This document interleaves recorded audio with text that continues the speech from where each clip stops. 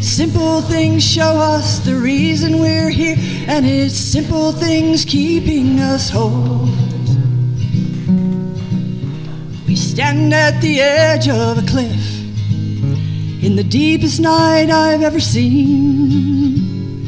People looking for light, people who cherish a dream, but the light shining out from our eyes and the dreams resting deep in our souls. If it's magic we're needing to keep us from falling, it's magic we already know.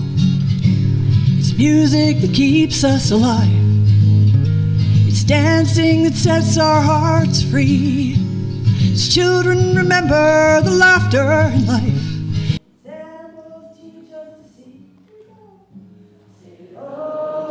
To the ground, live close to the earth, live close to the earth. Don't stray very far from your soul. It's simple things show us the reason we're here, and it's simple things keeping us whole. Tell me the place you were born, the lives that your ancestors led, the streams that surrounded the people you love, the streams from which you were fed. It's the wind that carries the seed, and the seed that carries the song. The food that we're eating is rooted in soil, and it's soil that is keeping us strong. It's music that keeps us alive. It's dancing that sets our hearts free. It's children remember the laughter in life. It's animals teach us to see. Stay low to the ground, live close to the earth. Don't stray very far from your soul. It's simple things show us the reason we're here, and it's simple things keeping us whole. The temples are falling around us. We stand strong and fierce where they've been. I never have seen a holier sight than a person who sings in the wind. Our blood is the river of life. Our joy is the sun on the land.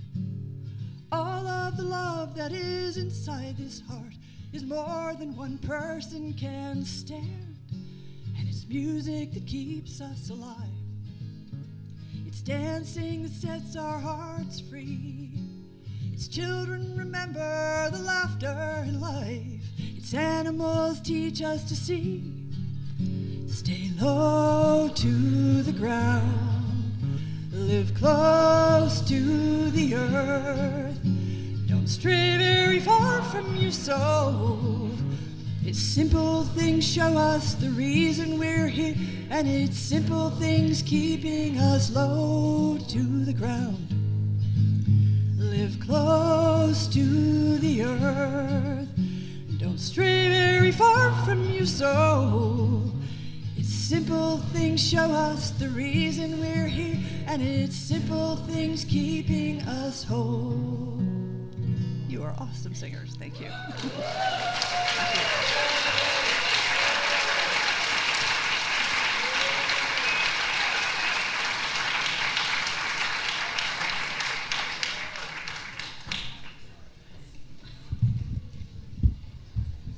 Thank you, Libby. And I was struck there for a minute by, like, can this moment go on for a long time? You know, it's like, wasn't it like, oh, can we hold? We said last night that being here together is like a vision of the future where people are filled with love and care for the earth and for each other. It's like we're just catch a little glimpse here. And so thank you for being part of that glimpse. And so first we have Ilarion Merkuliev, our Unangan elder, And one of the themes from this Congress right from the get-go was that we would really want to honor indigenous wisdom, and how can indigenous wisdom help get us out of this mess we're in. It's interesting that after having spent so much time, the dominant culture, trying to destroy them, that now we are like really hoping and wanting that knowledge back. So here's Ilarion, who's carrying that message to the world. Ilarion Marculia.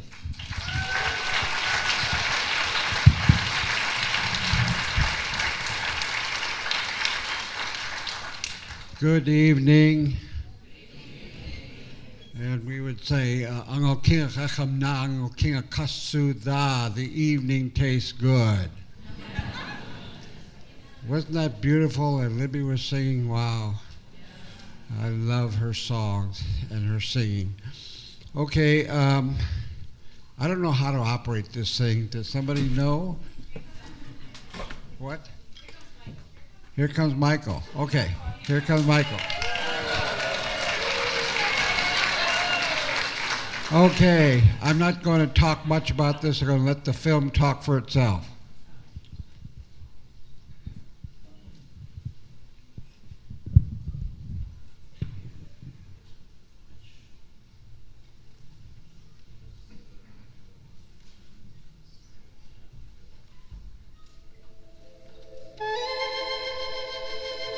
Mother Earth says she is crying for her human children. She has lived for billions of years. She'll live for more.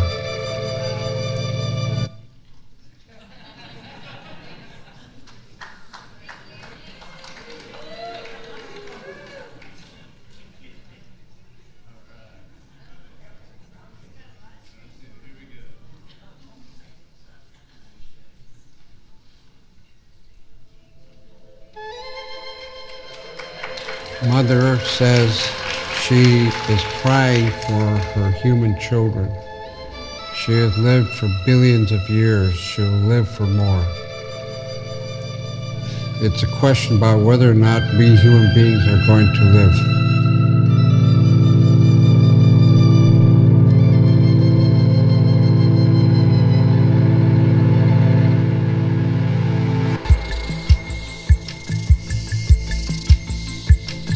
I've been watching the world as it goes through its chaos and it's intensifying.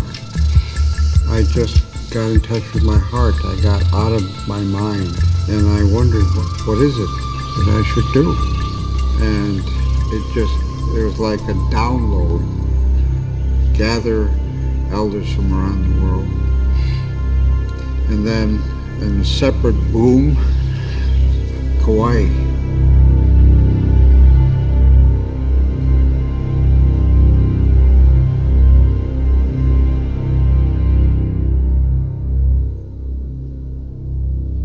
This is called the birthplace of the soul.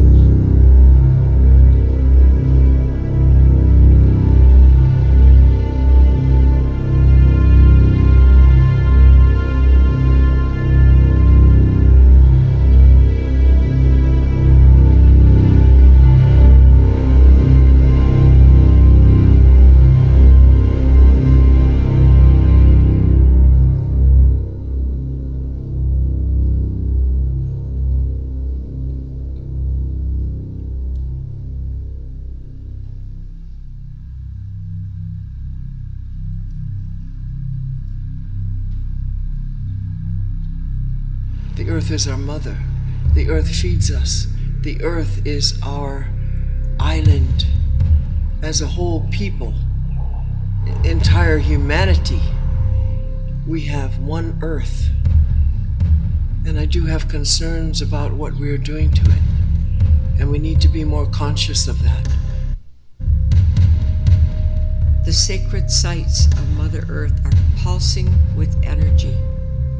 And she's trying to communicate with us more than ever in this time of devastation to her, and her vulnerability in expressing so visibly and potently her power. We must take care of her.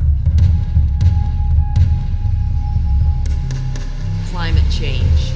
What is it that makes us want to dispute it even exists?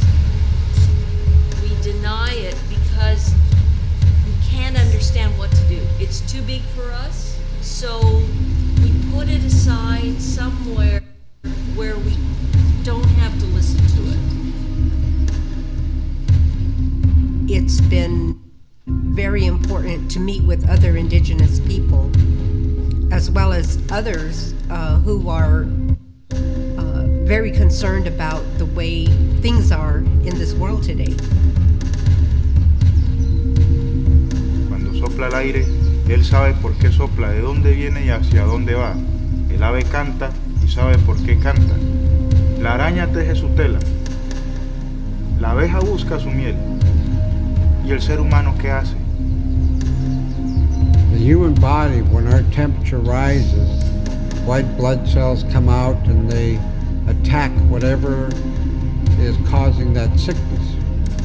It could be a virus or bacteria. And now Mother Earth's temperature, all over the world, people are growing. Quruluş zaman bo'ladi. Jam yo'lini achish kerak. Agar jam yo'lini tozarsa, tabiatimizni siylasa, unda aruvlanamiz.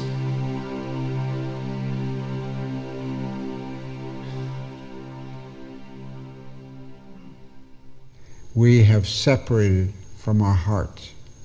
It was like a pendulum that swung back and forth between masculine imbalance and feminine imbalance. Man can only be reborn through the woman. And the elders say today the women are going to take the lead during this time.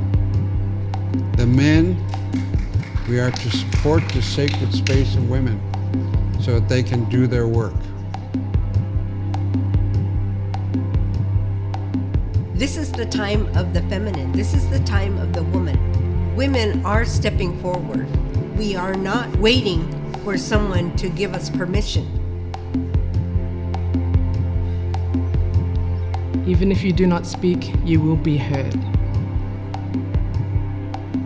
I think that men can just treat women with respect and honor them for the place that they play in this world. Women are the keepers of life. It's that sacred vessel we're carrying that is so amazingly fertile. That is what is giving birth to the new way. The world will look towards indigenous people for answers. But the only answer is that you drop into your heart and you ask your heart what it is that you ought to be doing or not doing. We're caught up in a maelstrom of news cycles, and if we can drop it and get down into those quiet spaces in our hearts, we'll know the way forward.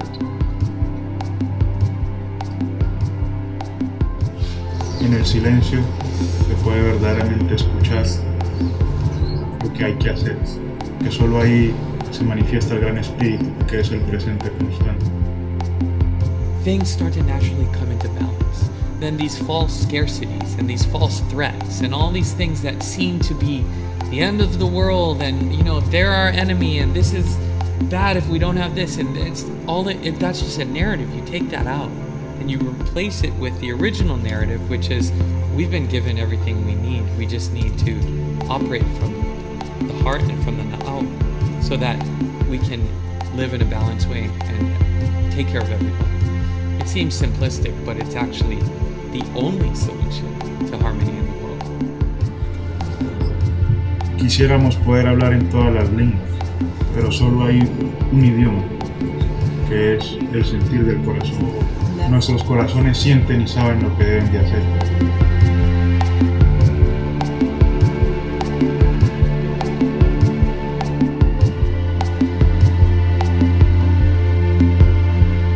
Every one of us has everything we need to love, And love means not judging, but seeing behind the veil this incredible being as we're created. It's so incredible, I don't even have words for it, but I see it. People ask, how do we do that? And there's a simple answer to that. Ask your heart. Don't ask me. Only your heart knows how you can be love. Each person, each human being is totally different, and they'll reflect this love and be this love in a different form.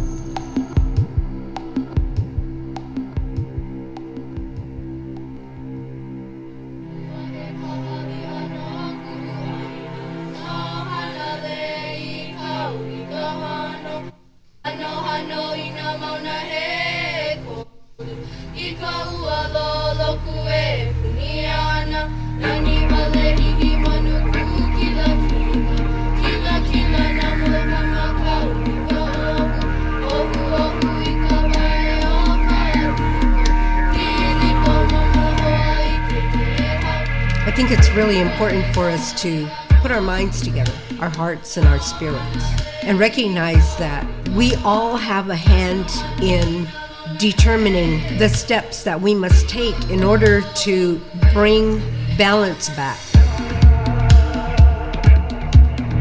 Live your traditional wisdom, spirituality.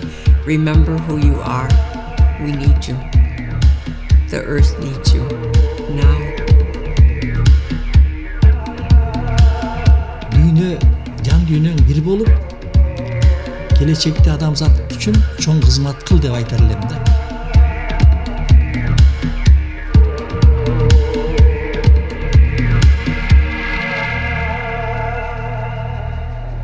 Find your passion and follow it. When you have your passion, it forces you to show up here, now. I will meet you there. And we're going to heal the earth. We're going to heal our people. We're going to heal ourselves and everything around us.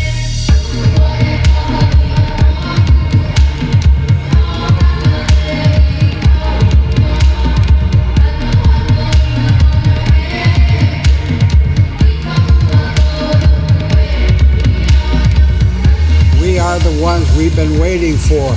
We are the ones. Each and every one of you have a sacred mission given to you by the Spirit that lives in all things. If you touch and get your instructions from your heart.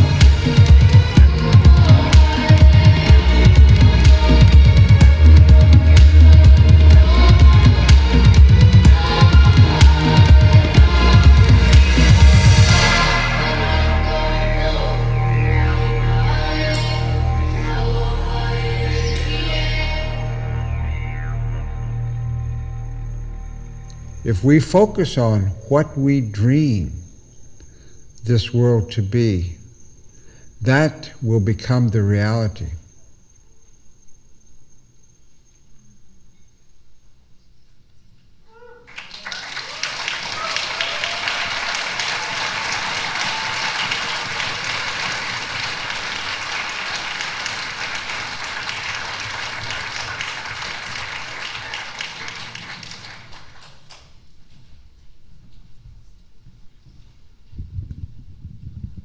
I should say that this is the world premiere for this film.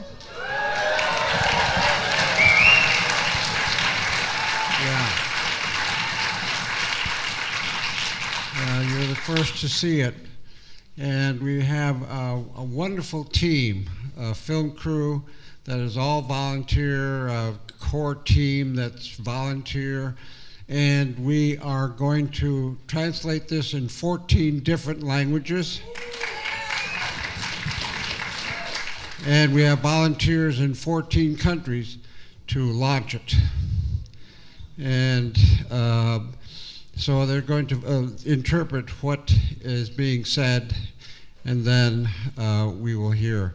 Now, the Wisdom Weavers of the World is a new organization of sorts.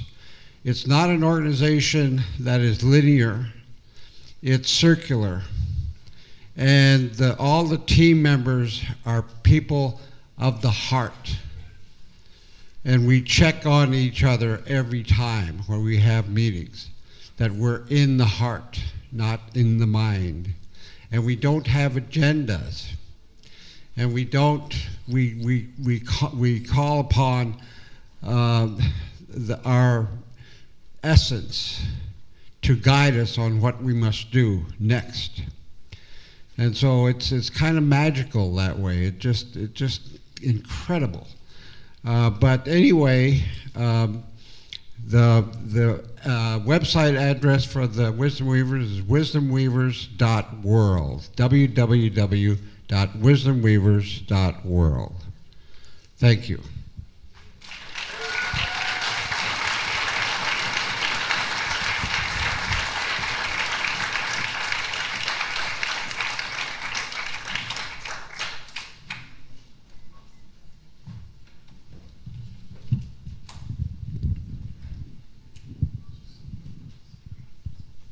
Well, let's all wish Ilarion well and his team for bringing this message to the world. And let's just maybe do 3 words together. May it be so. May it be so. And next we have Precious Fury, who comes here from Zimbabwe. And I'm excited that she's here.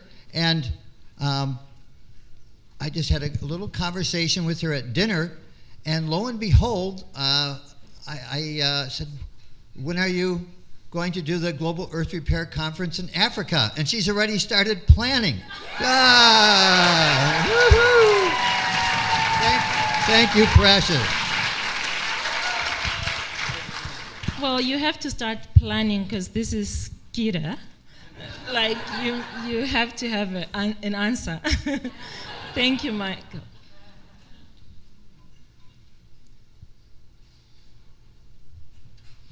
Okay, I am from Africa, where you do not speak after the elders have spoken, but also we say the elders open the way. So I'm just going to take the elders open the way. As a way of respecting our elder who just gave us a talk tonight. Thank you everyone for being here. I didn't realize you were so many. It's such an honor to have everyone giving you a gift of their ears.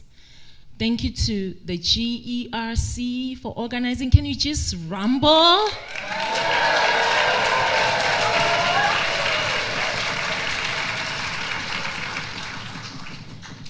Well, so I'm just going to go straight to the business of the day.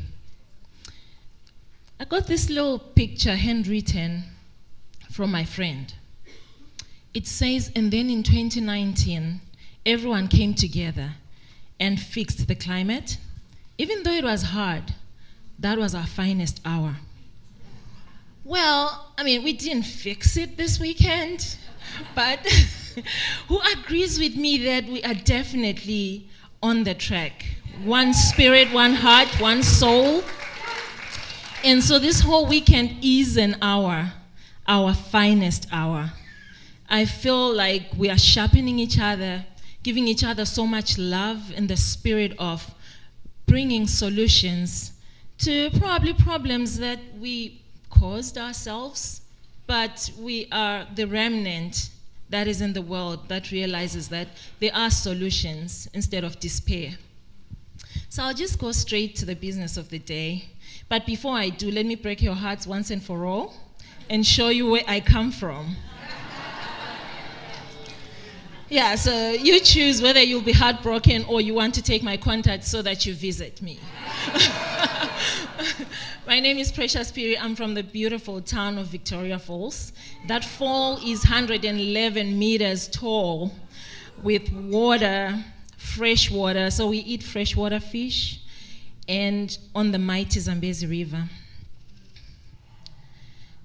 I'm a girl who spends most of her time behind cows, while walking behind cows, and with cows, and with nature and in nature.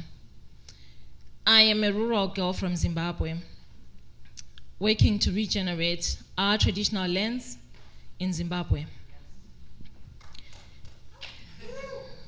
Raised by a grandmother, it's been wonderful to listen to Grandmother Agnes, Grandmother Rita, and my hosts are grandparents who stay with their granddaughter. So my grandmother, may she rest in peace, was a hero and still is. In dire poverty, that is not a standard African home. That is an African home of an impoverished, maybe vulnerable family. I was orphaned at a young age. I'm the tall girl with the white head. I mean, I've never lost the smile. And I was the oldest in my family, cousins and sister. My grandmother passed, and I was 16 when she passed. So I literally took care of everyone else before we were dispersed to stay with many relatives.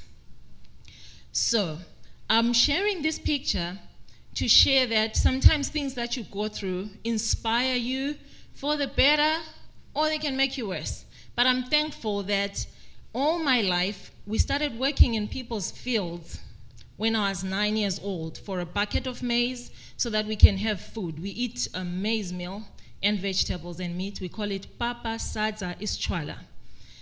And at that age, it really intrigued my mind to say, we do not have to always suffer this much when you have land, because land is wealth, land is life. So the impoverishment in agriculture and in my family, there was lots of love at home, but just not enough resources for us to have a decent living or decent housing. But that inspired the person that I am. Also, I'm from a country that depends on agriculture, and 70% of our food comes from rural communities. You know, Africa and Asia, about 80% of those economies are dependent on smallholder farmers. So here it is. What life or what hope is there for a farmer with a cow that thin at the peak of the rainy season? These photos are from this year's rain, taken in March, at the peak of the rains in my region. And we have that on the left, or is it to the right for you? That is supposed to be a river. What do rivers contain? Water. But then what we see is silted rivers with no water. When there is water, it just flash floods and goes to the next city or the next place. Down below, we have had the hardest drought this year in my country, at least in Western Zimbabwe. That is supposed to be maize, but it didn't make it to fruiting. We had less than half of our average rainfall that falls in a year. This man here is in water like this. That's Eastern Zimbabwe. On the Western Zimbabwe, drought, and crops are failing. Eastern Zimbabwe, drought. People are dying from water. What is the problem?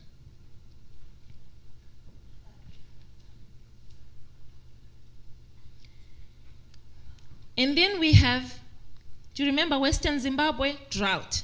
Do you remember? Western Zimbabwe, drought, crops failing, that plain rangeland. In the same Western Zimbabwe, we have an institute called the Savory Center, which is Africa Center for Holistic Management. Same land, same rainfall. Same land, same rainfall, but that. What is the problem? Is it our cattle? Is it us? Is it choices? Is it decisions? Was there a reason for me to starve growing up? What was the problem? Let's explore.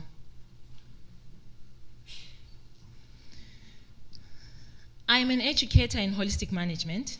I work with ranchers, but mostly my favorite place is communal lands, because that's where I grew up. And in growing up, even in my career and engagement with people, I've also connected with a beautiful organization called Regeneration International, where we are spreading all regenerative practices. And we want this to spread Africa-wide and everywhere. There is no need for us to struggle when our inheritance is the land. There is no need for us to beg or to ask for food when we can learn from our nature and the natural systems and how we can adapt them to our everyday life. Our ancestors, thank you. Our ancestors evolved with wildlife, cattle. They were cattlemen. They had sheep, they had goats, they had chickens. Oh, in Africa, the men owned the cattle and the women owned the chickens. But we owned something, all of us. Amen to that. Yes. Yeah, so we watched how the wild herbivores, when they ate grasses and they had pecking hunters, as that picture says, how they kept moving because they needed to go and find new food and move away from their poop and urine. Wherever they had left, they would have plowed the land, and when they leave and it rains, that patch recovers, which we call recovery periods. When it rains, you have beautiful clean water streams with effective water cycles where water comes straight down into the ground and recharges the underground water, and you get water from the springs, not water that came up and is flowing and the streams are brown. That's how African rangelands evolved, and we lived with our wildlife, so that's why we have that picture. Wherever wildlife had passed, we have the dung beetle, the doctors of the road, that are healing the land. A man called Alan Savory looked at this. So we learned that environmental works or the nature is complex. It cannot be managed in pieces unless you look at the whole. Everything, whatever I do today will affect the next thing. So my decision should be whole. So that's where we come out of with holistic management, making decisions that are sound economically, biologically, socially, politically, and whatever alley that you can think of. They have to be sound. So that is my specialty. Well, not specialty. That is what I've been learning. Is that acceptable? So that is a side picture of network building. Despite being a rural girl who works with rural communities, it's been amazing to bring our story as Africa to bigger platforms, to say, can we all sit down with policy? So these were the French embassy, all embassies in Africa coming to talk to African farmers and practitioners. We brought in about 150 people in one room, and I was a proud planner of this meeting, and we started the conversations that they should continue, and we look forward to hosting more. So that was a side for free. Back to our story. Can we look at these pictures? They are differentiating pictures. 2 March 2019. I'm sorry, that's written in white, but I hope you can read. The Africa Center at the bottom, which is the Savory Hub, where they are implementing holistic management at a massive scale with over 500 head of cattle. And then at the top, the same community with probably equal numbers of livestock, but not the same management.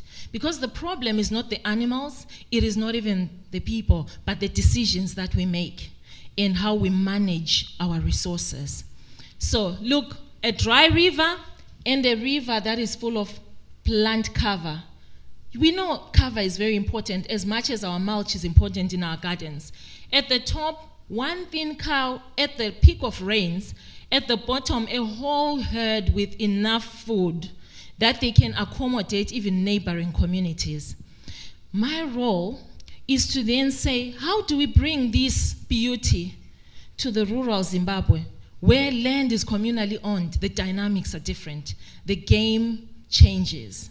It's not about the technical content that you know, but it is about how to build and bring consensus to people so that we all have this burning passion to live again, to survive again. That is, I've heard a few Americans go, your girl. So that there standing is your girl.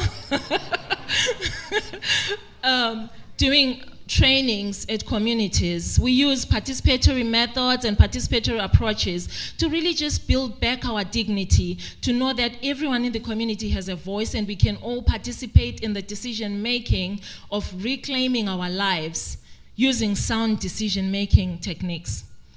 I wrote down there, restoring the dignity of the culture of herding. I believe that each culture has regenerative practices that we have lost along the way due to industrial agriculture or the introduction of urbanization. In my context, the introduction of industrial urbanization, men were the ones who kept cattle. Men were the ones who planned how they moved animals. But when urbanization came, it was more noble to go and work in the city. And now the craft of herding, which is the craft of land stewardship, has been left to boys or young boys who have failed in school. So it is no longer a prestigious work to do, but it is for those who don't have a plan in life. But I have felt like we need to regenerate this culture, this beautiful culture of herding, beautiful culture of being land stewards and land managers. So in that sense, I do programs I have people that I call fire souls, people who have a will and a wish to work. You mentor them. They are the ones who will carry on the work, so I'm sure that speaks for itself. And the fire souls are both men and women, as long as they have a passion for the land where we live in. With community members, we plan together after a whole process of holistic management, education, and coming up with our context and dreams. What is our dream for the future compared to now? And so we do all that. We bring out maps. They are handwritten. They don't have any scale. Forgive us, but it is just to identify what resources we have on our land, where is our water source, what are the needs of our animals and ourselves, and what do we want to improve on our land. That is spelled out. So that is our first herd with the community that I've been working in. We have 102 cattle in the herd, and this is not easy to bring in many households. There are trust issues, there are fighting issues. So this is just one example of one community that has already started to roll. In that process, some of the cattle are put in the crop fields so that we do not use synthetic fertilizers or pesticides, but cows and goats and sheep, they dung and urinate in crop fields, and then we plant using minimum tillage. Those are the crops, dense plots of crops with diversity and cover crops, because we don't have lots of rainfall, but you can see the crop looks beautiful. And the next door neighbor's crop will be looking sad.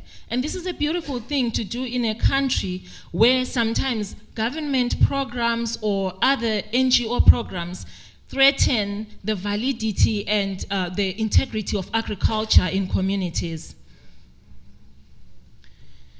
That soil is the same soil. I mean, these are rural communities who say we have to showcase this.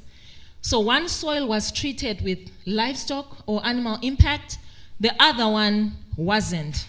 So you can see already the other soil has got food. So they carry that and share it with their neighbors when we do our showcases of food. Women and productivity of crops, they sing the whole day. Because they are the very ones who get worried first about what everyone will eat. So they are such a powerhouse with such kind of work in rural communities. Where there is food, women will be there. And not in a bad way, but because they care and they love.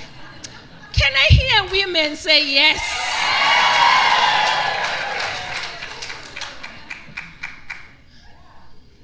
And so this is our harvest of cowpeas, a good source of protein, because we don't have meat to eat every day, but we have our food from the soil.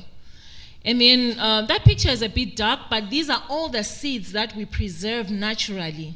We start to roll out our little seed bank from places where we knew we didn't use any synthetic fertilizer, we didn't use any pesticide, and we are winning, but one ball at a time, we are preserving seeds. And then because of the drought and the fear of what will we eat, what will our animals eat, we keep visiting the Savory Center. By the way, Savory Institute has hubs across the world, and they are healing millions of lands. For us, the Savory Center in Zimbabwe is a beacon of hope, and we go there to say, look, our lands are bare, but just next door, there is betterment of life. So, you give herders lots of courage to keep going.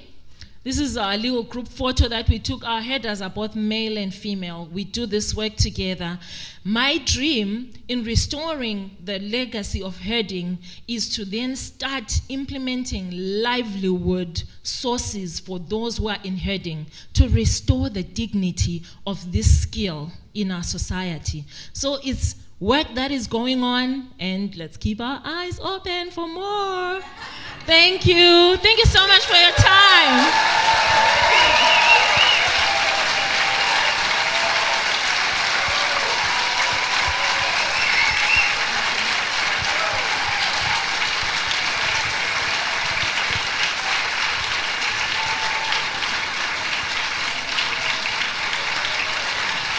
I'll need Michael to come and rescue me.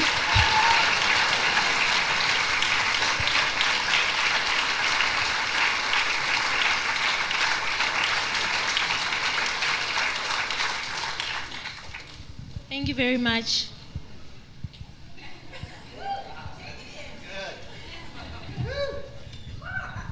Yeah. This group likes strong women. Yeah.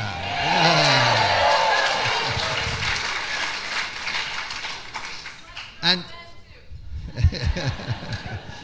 so I didn't say this yesterday, but I actually meant to. But John D. Lew, at one point in one of his movies, he said that one of his hopes for the world really is the smallholder farmers of the South in Africa and Asia and other countries. And so that I'm so hopeful that they will succeed. So our next speaker is Charles Eisenstein. And I'm curious, how many people out there have read any of Charles' books out there? I got to get away from the light here. Okay, so that shows me a lot more of you. I'm going to recommend you all read Charles Eisenstein's books. Once I got my first one, I just dived right in, and as soon as I got through that one, I had ordered all the other ones, and I just read them all because, Charles, I said, wow, this is one of the leading thinkers and writers of our time, that he really lays it out. That it just made me feel so good to know that somebody had done so much to think these things through for us. So I can't recommend his works highly enough. And so it was wonderful when we invited him here, he said, right away, he said, oh, I will work on rearranging my schedule so I could come because this is important. Thank you, Charles.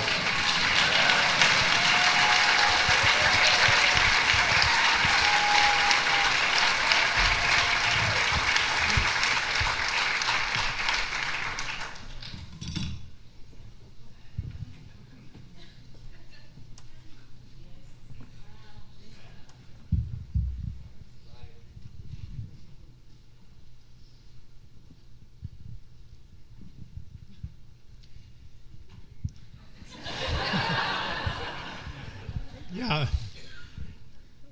Hi, everybody.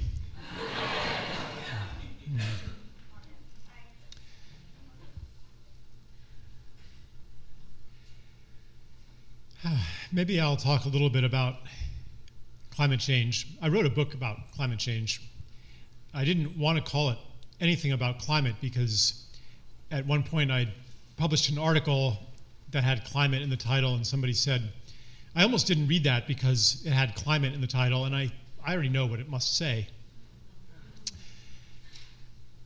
But there's another reason, too, that I think that the climate frame is much too narrow to encompass what's happening on this planet and what needs to happen for us to live in a healed world.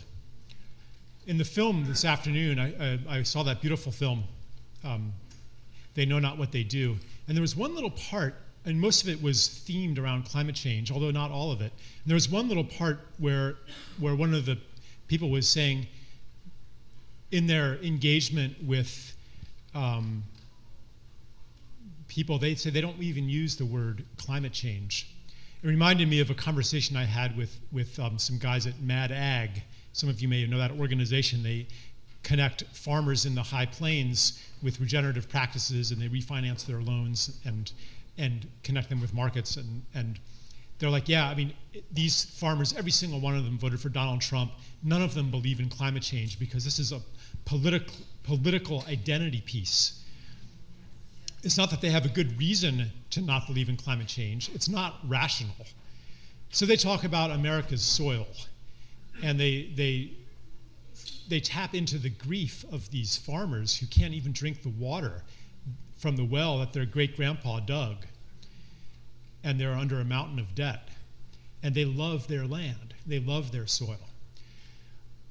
When climate change first came on the scene as a concept, I remember it quite well. It was the early 80s that I became aware of it. And at the time, I thought, good. Because now we're going to have, now all the things that we've wanted them to do, they're going to have to do. Because now we can speak their language. Because it seems like the language of beauty and love wasn't working very well. So now we can use the language of fear. We can say, here are the bad things that are going to happen to us if we don't change our ways. There's a little bit of dishonesty in there. Because when I looked at that film, at They Know Not What They Do, and some of these other images, you know, the tar sands, these endless ruined landscapes, the 500 mountains in Virginia that have been destroyed to get the coal, the oil spills from the offshore oil rigs, the pipelines leaking oil into the groundwater, all of the devastation, the fracking wells. I don't even need a global warming narrative to want to stop these things. And in fact, that's not why I want to stop them. If global warming disappeared off our conceptual map, I still want to protect the land that's being ruined. So it's not my honest reason. It was like, okay, but now I can talk their language, but I'm afraid that we've made a bargain with the devil in doing that. Imagine if I said to you, yeah, you know, I have, imagine that I'm abusing my spouse, abusing my wife, physically, emotionally, and you come to me and you say, Charles, you should stop doing that. And I say, well, yeah, why? Why should I? You say, well, if you don't stop, then she's not going to take care of you when you're sick. And if you don't stop, we're going to call the police and they're going to do something. They're going to put you in jail. And if you don't stop, I'm going to tell everybody, and what will they think of you? And I say, yeah, you're right. Okay, I'll stop abusing my wife. There's a problem here. Even if I evade your surveillance and to all appearances greenwash my relationship with my wife and make it look like I'm treating her well, the relationship is still not going to thrive, and the abuse is still going to go on in a covert form. To heal the situation, the abuse is a symptom of a disconnection. The abuse is a symptom of not seeing her as a full being. I read a statement by one of the Kogi. If you knew she could feel, you would stop. If you knew she could feel, you would stop.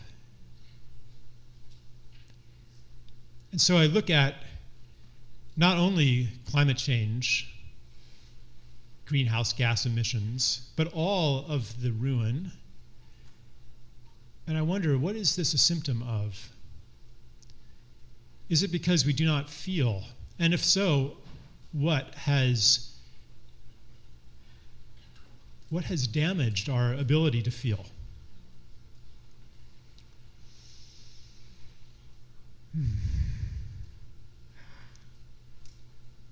I don't fully know the answer to that question, but I know that it's the right question. Part of it maybe is an ideology that holds the world as a thing, not as a being. If you accept that, and you ask, well, why should we take care of the rainforest? Why should we take care of the whales? Why? And you need a reason for that. Just like I need a reason not to abuse my wife. I mean, we could offer some reasons. One reason would be the economic costs. That forest, the ecosystem services of that forest are $2 billion. The ecosystem services of the whales are $5 billion. The problem there is that if you could make $3 billion from cutting down that forest or $8 billion from killing all the whales, that same logic says you should do it. Because you are inviting the conversation onto that turf. The carbon narrative isn't actually that much different when it reduces the value of a living sacred being to the amount of carbon that it will sequester. Because then why not, cut that one down and plant another one somewhere else and offset it? And I think that the revolution that we are engaged in goes a lot deeper than being a little bit more clever about ensuring our own survival on Earth.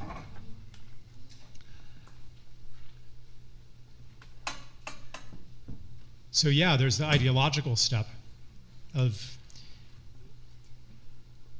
recovering our capacity to see through the eyes of love, to see the planet as alive and worthy of love, to see it as a being, to rejoin the community of life as a participant rather than a dominator and an extractor, which is quite natural when we see the world as just a thing.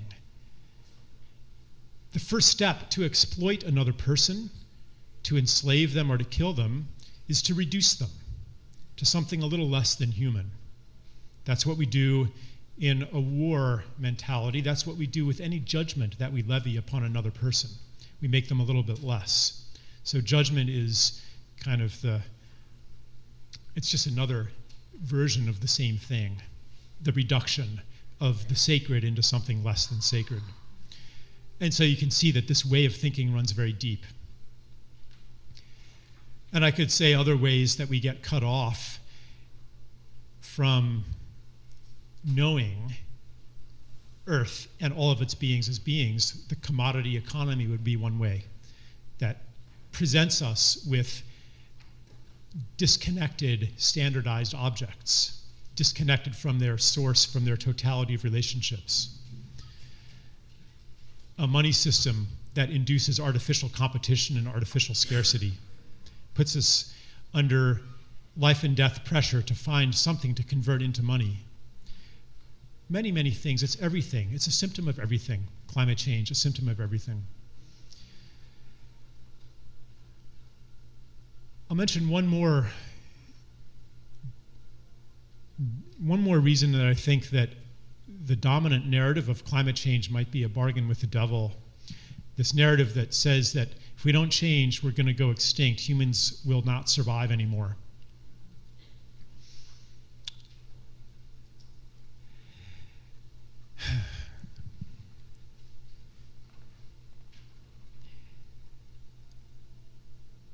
What if it's not true? What if we are not going to be forced into changing? What if we are not going to be rescued by ecosystem collapse from the kind of world that we've created? What if we face a choice? What scares me more than human extinction is that we will survive on a dying world.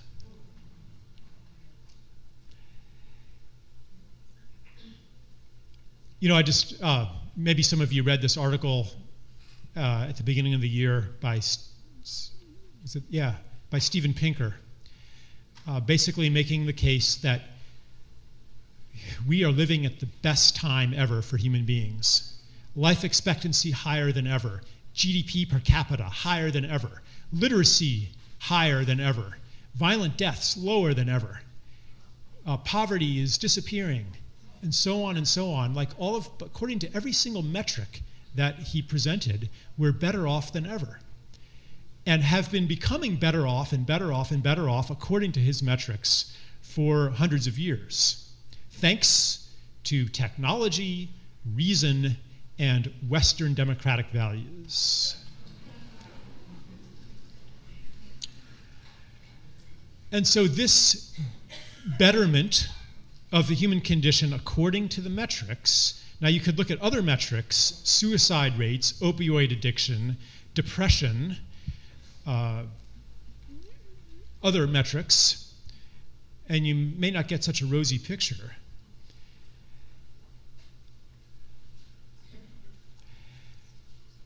But this improvement has accompanied a great dying, a great loss, everywhere on Earth.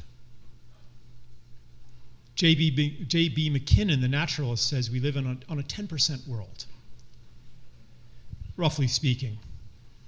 20% of the New England seagrass meadows are still there, less than half of the mangroves, maybe half the trees, less than 10% of the whales. I mean, you know, now, today, like if I look out at the ocean and I see a few whales, I'm really excited. But you used to be able to look out and see thousands of whales that filled the air with their mist. A 10% world. If this trend isn't going to continue, so far, it has not caused human extinction. In fact, there are more of us than ever, and we're better off than ever according to the metrics. So what if our demise, what if that isn't going to force us to change? What if we have to, what if what we are facing is a choice not of will we survive or how can we survive? That is the wrong question. How we can survive is the wrong question. Maybe, just offering this as a possibility, maybe the right question is what kind of world do we want to live in?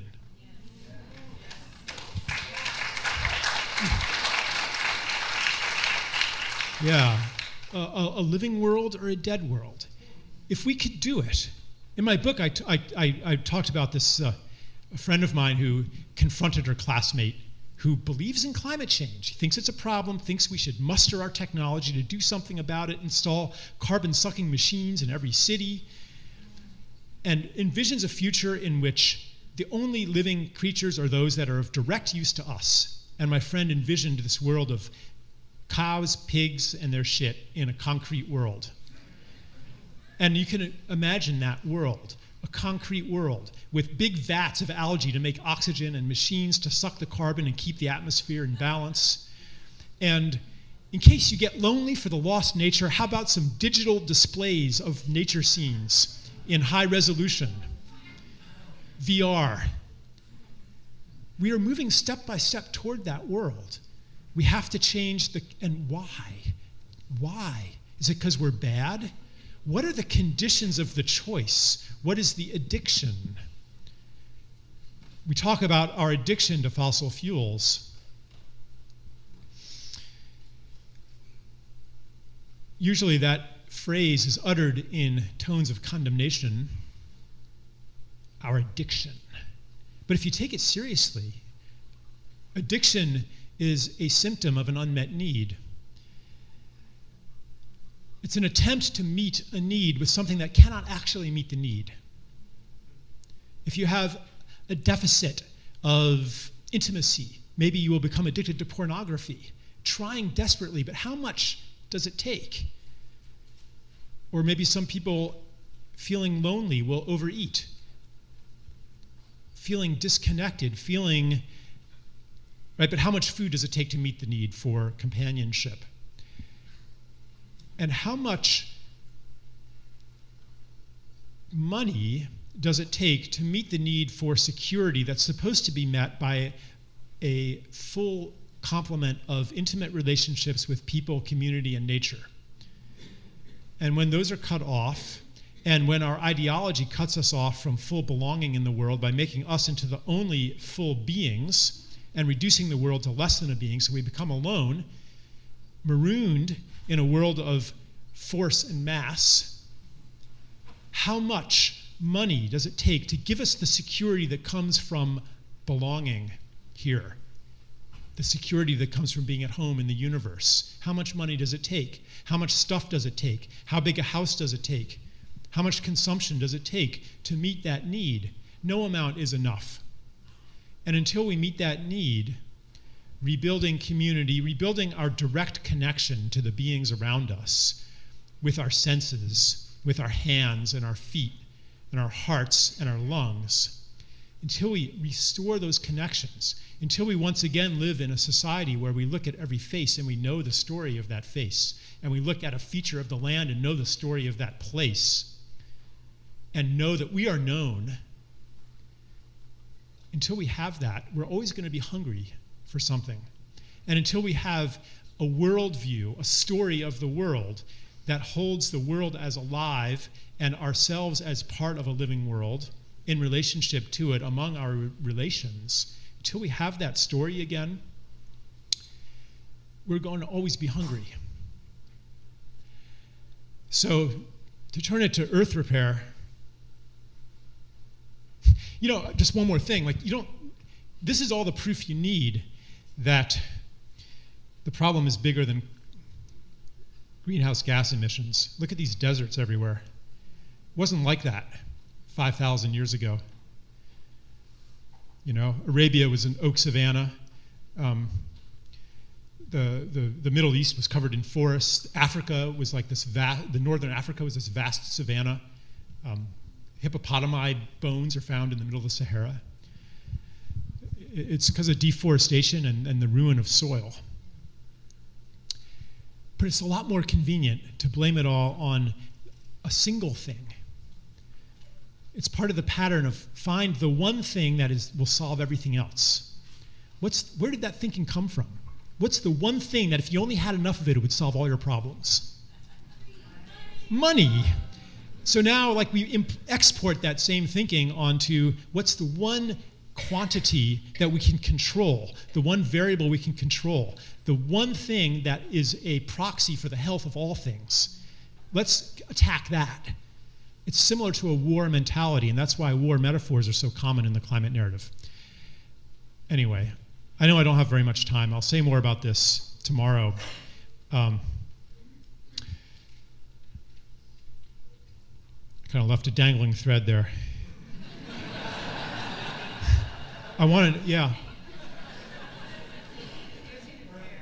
Earth repair, thank you. Yeah. Earth repair is a natural consequence of reclaiming our knowing of the livingness and sacredness of all beings and all places and all species on Earth. We don't have to know their carbon contribution to want to bring back the beavers or bring back the wolves or bring back the bears or the whales. We don't have to make it a calculation. We know because it's a living being, because Earth is a living being with a physiology, we know that this organ called the soil, this organ called the Amazon, this organ called the whales is important. Maybe we can explain why it's important from a carbon perspective, and maybe we can't.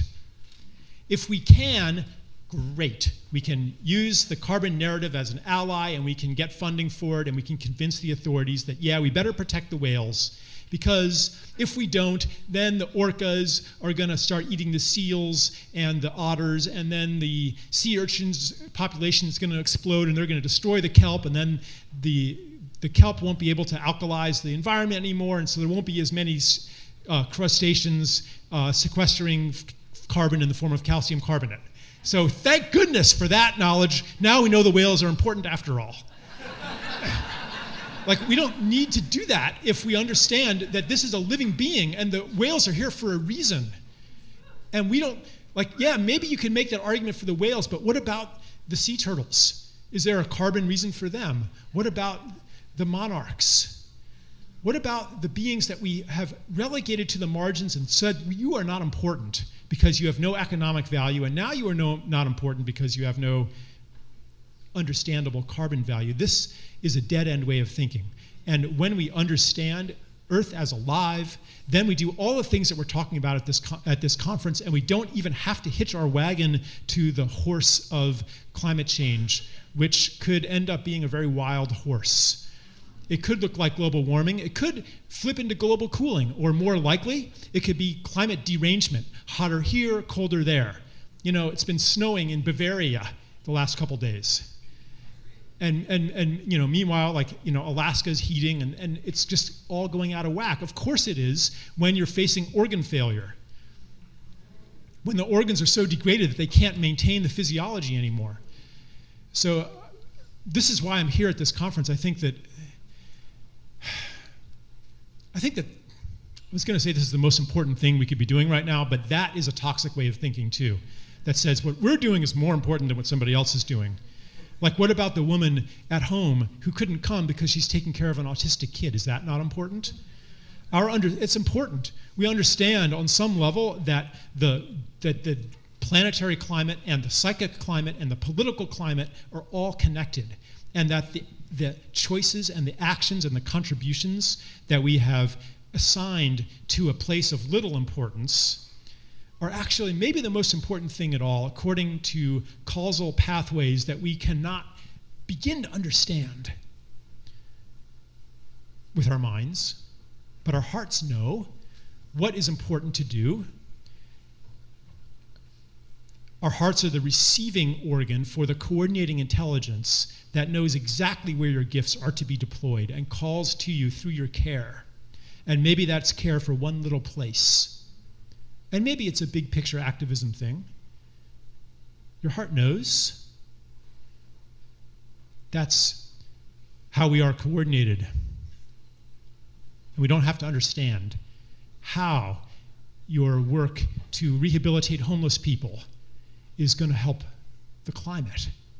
I mean, they're going to start consuming more, becoming productive members of society. But you know, on some level. And so this heart knowledge can be translated into the mind in a different story, not the story of separation, but in a story of morphic resonance that says that a change that happens in one place creates a field of change that allows it to happen more easily everywhere. Or from the logic of the way that we treat the most vulnerable person mirrors and is part of the way that we treat the most vulnerable places. From that logic, then mind and heart no longer need to be in opposition. They can be allies. So I'm going to just say one more thing, and then I'm going to step down, which is that our stories are important.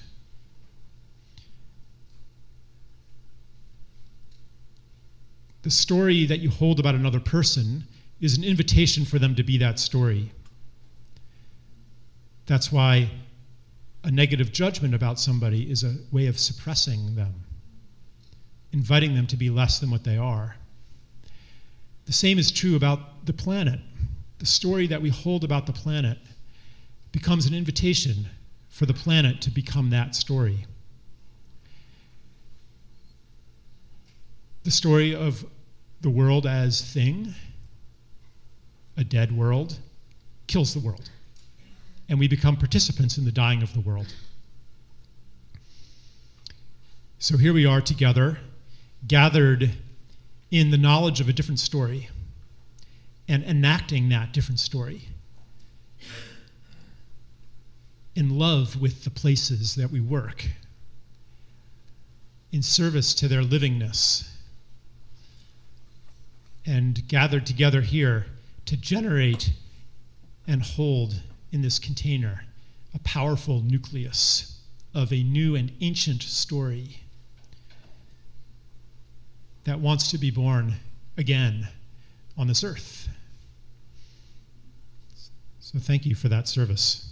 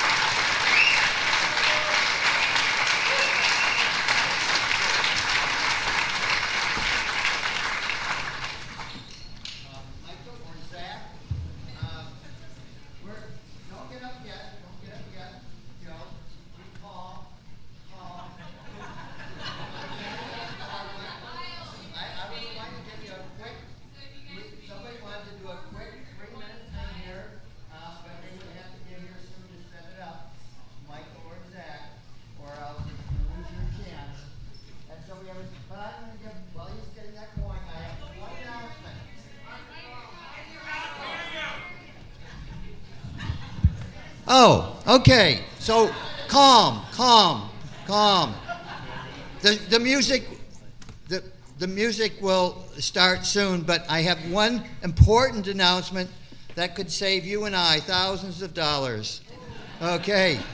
Those keys for you people staying in those buildings at Fort Worden, if those keys aren't in there at 11 a.m. tomorrow, then they start looking at their clocks and they say, oh, well, if they're too much later, we're going to charge them for another day. And not only for that room, it's the whole wing we can't get into. So we'll charge them for all 4 rooms. If their key isn't there at 11 a.m., better look at your watch. So keep your eyes on your watches tomorrow and try to save us. We don't want anything to go wrong. Okay. And so you take it to the USO Hall. And so we're just, consider this a cartoon if you would. But it's a 3-minute film, and then after that, the music's going to be starting soon. So let's watch this 3 minutes. 3 minutes. The earth breathes. The earth is an organism that is alive.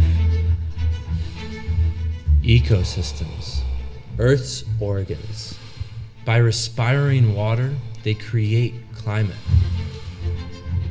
Definitivamente creo que no es posible. Deberíamos seguir en el mismo camino hasta donde ahora hemos continuado.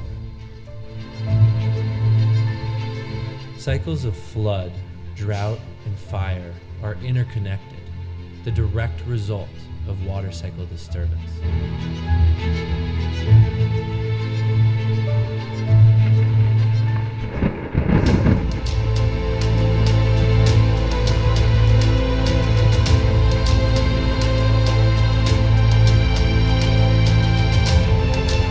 The flood or the drought doesn't know whether you're wealthy or poor. It takes everybody in its way.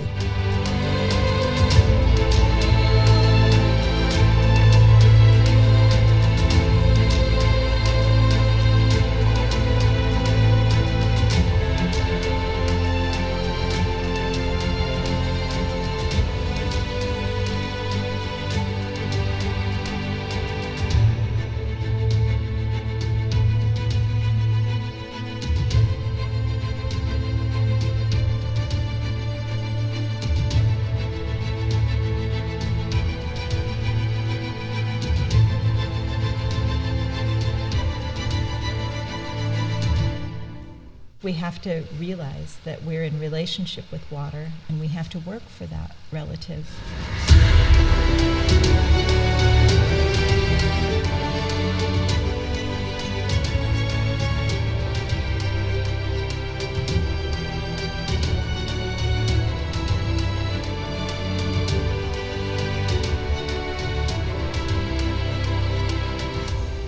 Das muss man machen und das multipliziert sich dann. Dann ist es immer mehr. Und man darf sich von niemand einschränken oder einschüchtern lassen. There's nothing outside of our control. I want to know with certainty that my grandchildren's children's children are going to be able to access clean water. That's the only thing I want. Keine Angst haben. Angst ist der schlechteste Begleiter im Leben. Positives Denken und Handeln.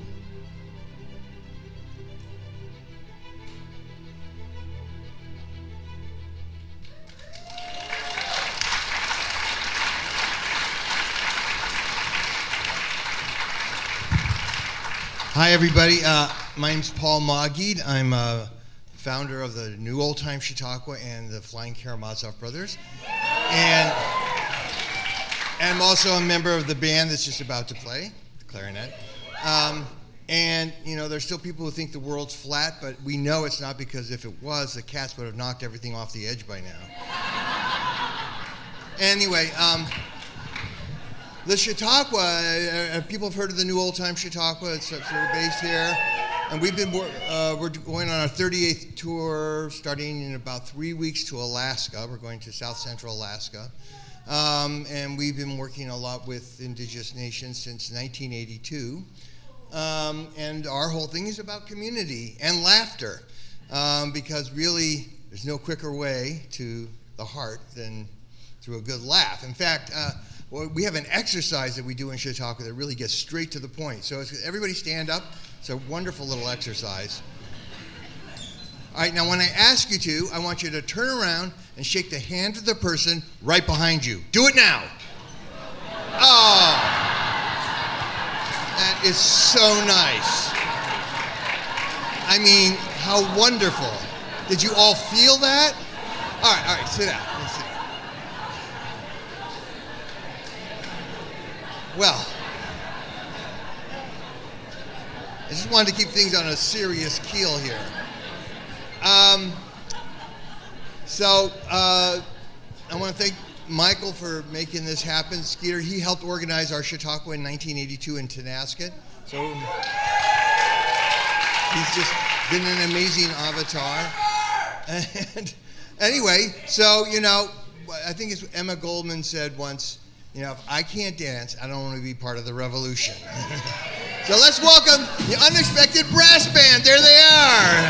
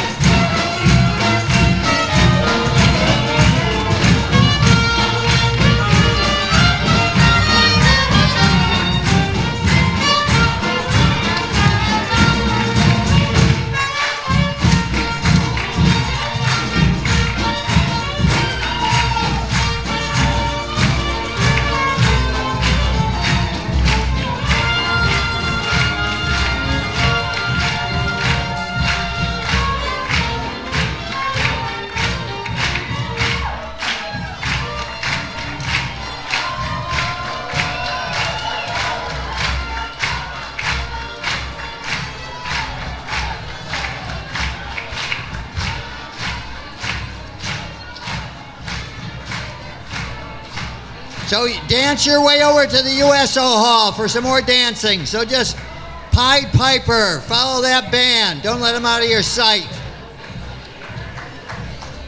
And we're going to go dance at the USO Hall.